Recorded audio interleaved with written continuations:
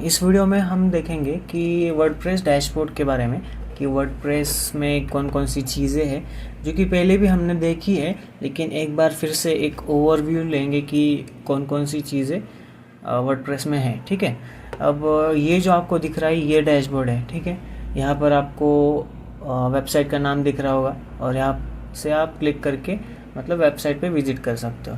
ठीक है, अभी ये ब्लैंक वेबसाइट है।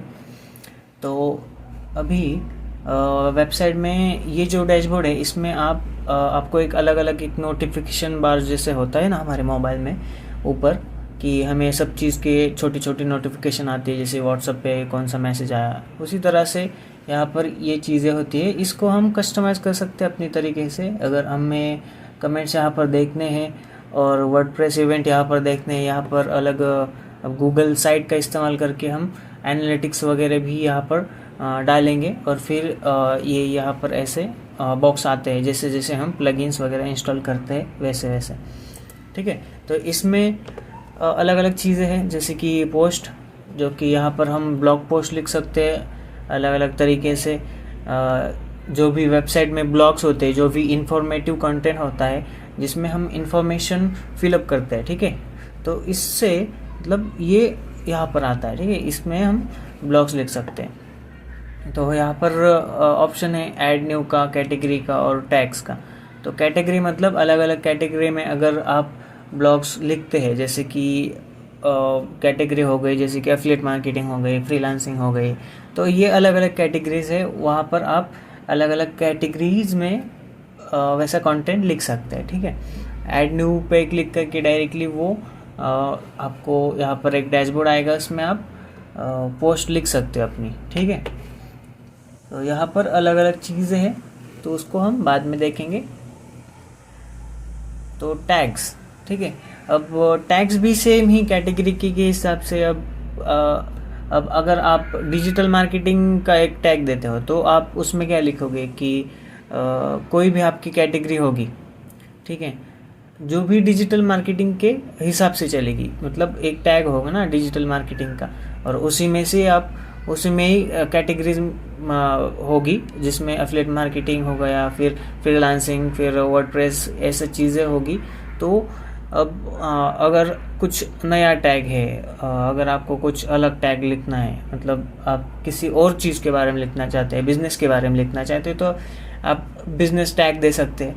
अब ये चीज़ें किस लिए मतलब कंसिडर की जाती है, क्योंकि अब ये चीज़ें एक गूगल के लिए लिखी जाती है और आपके लिए भी लिखी जाती है, क्योंकि आपको पता होना चाहिए कि ये ब्लॉग पोस्ट किस टैग में और किस कैटेगरी में आता है। ठीक है, इसलिए टैग्स और कैटेगरी यहाँ पर इम्पोर्टेंट होती है।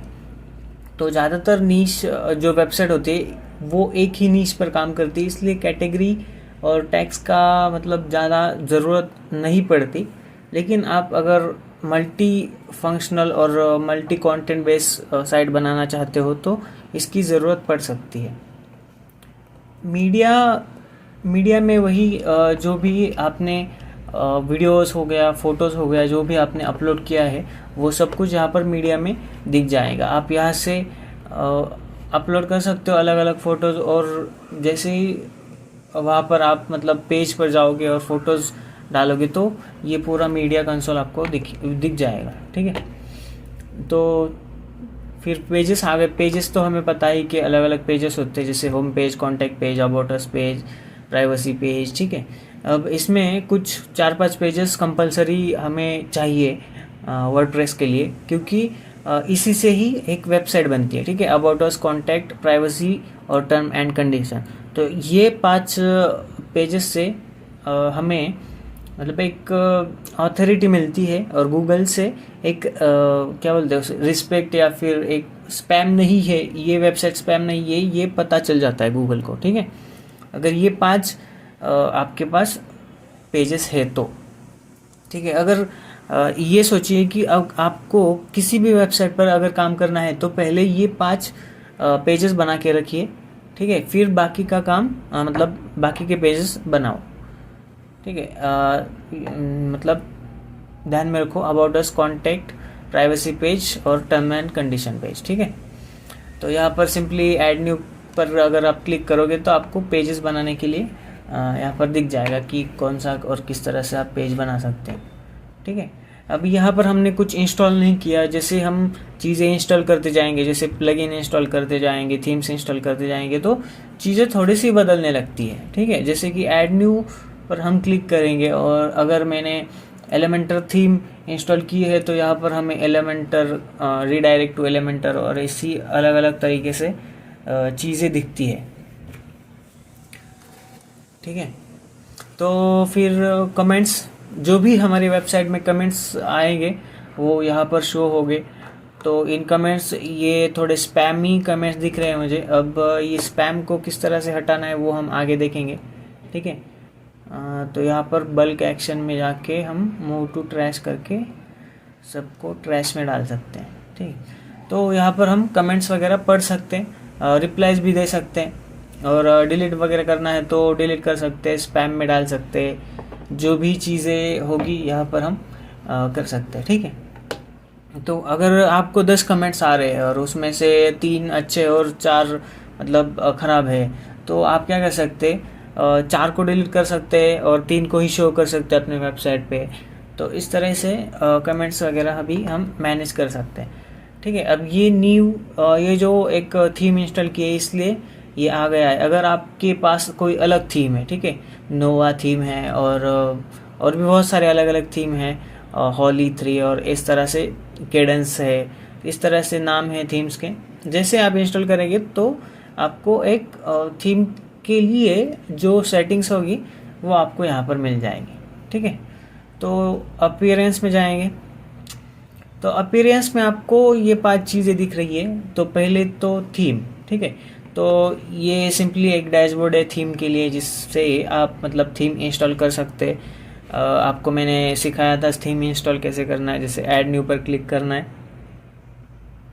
यहाँ पर आप थीम सेलेक्ट कर सकते हो। ठीक है, एक सिंपल एक कौन सी भी थीम सेलेक्ट कर सकते हो, जैसे एस्ट्रा हो गया, हेलो एलिमेंटर, ओशन WP और अब केडेंस। अब थीम के हिसाब से अलग अलग उसमें ऑप्टिमाइजेशन होते हैं। ठीक है, किसी थीम में कुछ मतलब एडवांस चीज़ें होगी, किसी थीम में वो नहीं होगी, कुछ अलग चीज़ें होगी। ठीक है, ये सब कुछ मतलब थीम के हिसाब से होता है। तो वो हमें आगे चलकर देखना पड़ता है कि कौन कौन सी चीज़ें उसमें एक्स्ट्रा एड ऑन्स है। ठीक है, तो यहाँ से हम थीम सेलेक्ट कर सकते हैं। ठीक है, फिर कस्टमाइज में जाते हैं तो कस्टमाइज में आपको मतलब कस्टमाइजेशन दिखेगा कि आपको थीम का लेआउट किस तरह से चाहिए। तो लेआउट में आप मतलब कंटेनर चाहिए या फिर कोई और चाहिए, मतलब ये अभी ज़्यादा इसकी ज़रूरत नहीं है क्योंकि हम एलिमेंटर यूज़ करेंगे वेबसाइट को बनाने के लिए और पूरी थीम को एडजस्ट करने के लिए।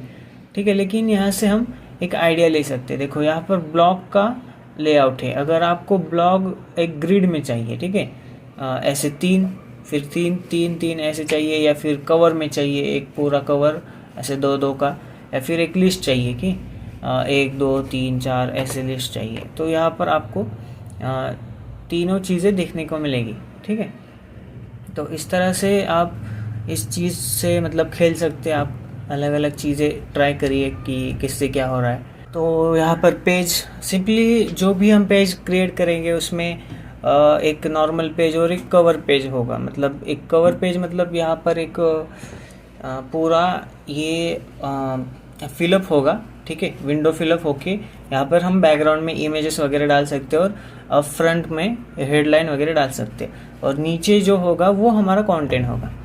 ठीक है, नॉर्मल में सिंपली एक फ़ोटो होगा, फिर नीचे कंटेंट होगा, उसमें हम डायरेक्टली पोस्ट में हेडलाइंस वगैरह नहीं डाल सकते। ठीक है, इस तरह से ये लेआउट वगैरह हम डिसाइड कर सकते हैं। होम पेज सेटिंग में हम चूज़ कर सकते हैं कि जब भी हम होम ओपन करें, ठीक है, तो होम ओपन करने के बाद आपको आपकी ब्लॉग पोस्ट दिखे या फिर कोई अलग पेज दिखे। जैसे कि हम किसी भी वेबसाइट के होम पे जाते हैं तो कभी कभी जो ब्लॉगिंग के लिए बनी हुई वेबसाइट है वो अपना एक जो फर्स्ट ब्लॉग है, जो भी लेटेस्ट पब्लिश ब्लॉग है वो दिखता है। ठीक है, अगर वो आपको दिखाना है तो आप इस पर क्लिक कर सकते हो, अगर वो आपको नहीं दिखाना है तो आप स्टैटिक पेज पर क्लिक कर सकते हो। ठीक है, स्टैटिक पेज पर क्लिक करोगे तो आपको अभी जो भी पब्लिश पेज है उनमें से कोई भी आप सिलेक्ट कर सकते हो। जैसे हमने अभी होम पेज नहीं बनाया तो यहाँ पर होम पेज नहीं सिलेक्ट कर सकते हम। ठीक है, हम होम पेज बनाने के बाद हम यहाँ से होम पेज सिलेक्ट करेंगे। ठीक है, अभी तो इस पर इसी पे रहने देते हैं। ठीक है, तो आगे है हेडर। सिंपली हम हेडर फुटर जो भी हम बनाएंगे वो बनाएंगे एलिमेंटर से। ठीक है, इसलिए इसमें ज़्यादा कुछ करने की ज़रूरत नहीं है हमें। और कलर्स और बैकग्राउंड, ठीक है, और यहाँ पर हम मतलब कलर थीम चूज़ कर सकते हैं कि हम हमारी जो वर्डप्रेस वेबसाइट है वो किस थीम पे बेस है। ठीक है, यहाँ पर हम डार्क मोड भी उससे दे सकते हैं या फिर बेसिक पे भी शिफ्ट कर सकते हैं। तो कलर पैलेट हम ऐसे सेकेंडरी ऐसे चूज़ कर सकते हैं, लेकिन हम एलिमेंटर यूज़ करेंगे इसलिए उसमें ही हम कलर को मतलब किस तरह से चूज़ करके ऐड करना है वो हम देखेंगे। ठीक है, अब टाइपोग्राफी वो भी हम एलिमेंटर में ही देखेंगे, बटन्स वगैरह भी एलिमेंटर्स में ही देखेंगे, फॉर्म भी एलिमेंटर्स में ही देखेंगे। अब मेनूज़, ठीक है, अब ये मेनूज़ यहाँ पर बने हुए हैं। अब यहाँ पर हम ये दे सकते हैं, ये मेनूज़ है जो भी हमारे 3 पेजेस है यहाँ पर लिस्ट है, तो हम अलग अलग तरीके से मेन्यूज़ बना सकते हैं। तो वो हम देखेंगे कि किस तरह से बनाते हैं। हम इसमें नहीं बनाएंगे मेन्यूज़, ये एक सिंपली एक एडिटर है। ठीक है, एक थीम बेस कस्टमाइजेबल एडिटर है कि हम इस थीम में ये सब कुछ एडिट कर सकते हैं इस एडिटर के हिसाब से। लेकिन हमारे पास एक एलिमेंटर नाम का एडिटर है, वो प्रो एडिटर है। ठीक है, दूसरा हो गया। अब इसकी हमें कोई ज़रूरत नहीं है। ठीक है, फिर हम बैक जाते हैं तो हमने देखा कस्टमाइज। अब इसकी भी हमें कोई अभी ज़रूरत नहीं है, हम बाद में इसको देखेंगे। फिर आते हैं इस पे। ठीक है, मेनूज़। अब जो भी हमारे पेजेस है उसमें मतलब ये मोस्ट रिसेंट या फिर व्यू ऑल पर क्लिक करेंगे तो हमें मतलब पूरे पेजेस दिख जाएंगे यहाँ पर कि कौन कौन से पेजेस हैं। तो हम अपने हिसाब से मेन्यूज़ बना सकते हैं। जैसे कि मुझे मेन्यू बनाना है, ठीक है, तो मैं यहाँ पर मेन्यू का नेम लिखूँगा, फिर यहाँ से सिलेक्ट करूँगा अगर मुझे होम पेज लेना है और प्राइवेसी पेज भी लेना है, और मैं यहाँ पर ऐड टू मेनू कर दूँगा। ठीक है, तो यहाँ पर ये पेज ऐड हो जाएंगे। अगर मुझे कोई पेज डिलीट करना है तो यहाँ से मैं रिमूव पर क्लिक करके रिमूव कर सकता हूँ। तो देखो इस तरह से मेन्यूज़ बन सकते हैं। ठीक है, अब ये एक सिंगल टाइप मेन्यू हो गया। ठीक है, अब इसको अगर ठीक है, इसको बाद में देखेंगे हम बनाते टाइम, क्योंकि इसमें ज़्यादा डीप में जाने की हमें अभी ज़रूरत नहीं है। हम अभी ओवरबली वो मतलब एक ऊपर से देख रहे हैं इसको। ठीक है, थीम फाइल एडिटर जो भी है थीम के हिसाब से इसमें कोडिंग वगैरह की ज़रूरत पड़ती है, उसको मतलब हमें इसमें जाने की ज़रूरत नहीं है। प्लगइन्स, आपको पता है प्लगइन्स कौन सी चीज़ होती है।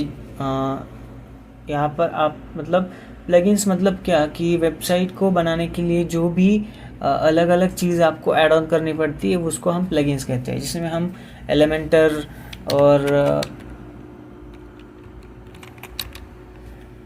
जो भी वेबसाइट के लिए एसईओ किट है।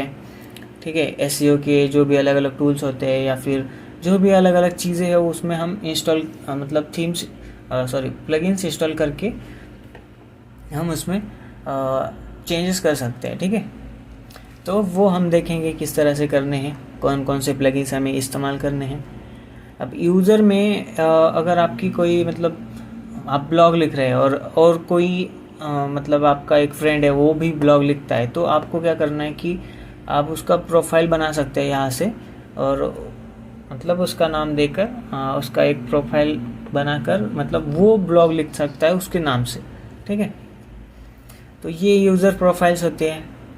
टूल्स में अलग अलग चीज़ें हैं, इंपोर्ट एक्सपोर्ट जो भी साइट के लिए इम्पोर्टेंट होती है, इसकी हमें कभी ज़रूरत नहीं पड़ती। लेकिन अगर हमारी एक पूरी वेबसाइट बन चुकी है और हमें एक्सपोर्ट करनी है हमारी पूरी वेबसाइट, तो यहाँ से हम एक्सपोर्ट वगैरह कर सकते हैं। और अगर कोई वेबसाइट पहले से बनी हुई है, उसमें हमें जो भी चीज़ें हैं वो इंस्टॉल करनी है, फिर उस मतलब वेबसाइट का डेटा हमें यहाँ पर इंसर्ट करना है, तो हम इंपोर्ट का भी यहाँ पर ऑप्शन चूज़ करके कर सकते हैं। ठीक है। सेटिंग में सिंपल सेटिंग्स है। यहाँ पर साइट टाइटल, टैगलाइंस और अलग अलग चीज़ें हैं। फिर राइटिंग के लिए कौन कौन सी चीज़ें अवेलेबल है वो है यहाँ पर। फिर रीडिंग के लिए है, ठीक है, जो भी मतलब ब्लॉग पोस्ट कितनी दिखेगी एक पेज पर, वो सब कुछ। यहाँ पर डिस्कशन है, ये अलग अलग सेटिंग्स है। फिर मीडिया के लिए सेटिंग है। परमा लिंक मतलब आपकी पोस्ट किस तरह से लिंक दिखनी चाहिए, तो ये चीज़ें हैं। और फिर प्राइवेसी, ठीक है, ये कोलैप्स पेज है जिससे ये अंदर जाता है, ठीक है, और आपको ये पूरा व्यू दिखता है। तो ये सिंपल डैशबोर्ड है। जैसे आपने वर्डप्रेस इंस्टॉल किया तो ये सारी चीज़ें आपको दिखने को मिलेगी, ठीक है।